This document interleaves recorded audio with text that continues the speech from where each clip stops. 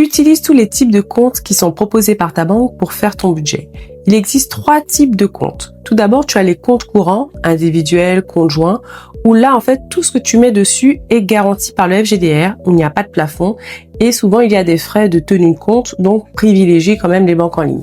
Ensuite, tu as tous les livrets d'épargne, des comptes épargne, où là, en fait, tu as tous ceux qui sont réglementés, que tu connais déjà, livret A, LDDS, etc. Donc, chacun a ses avantages et inconvénients. Et c'est encore une fois la garantie, mais cette fois-ci par l'État.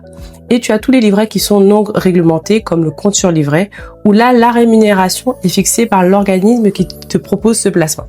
En troisième position, tu as les comptes d'investissement. On retrouve assurance vie, PEA, PERCO, CTO, etc. Tous ces comptes d'investissement ne sont que des intermédiaires, ce sont des enveloppes et toi tu vas choisir dans quoi tu veux investir. Et donc malheureusement ce n'est pas du tout garanti. La rémunération va varier en fonction de l'investissement que tu auras choisi. Donc le plus important, c'est de te fixer un objectif et d'utiliser un compte associé pour pouvoir y voir clair.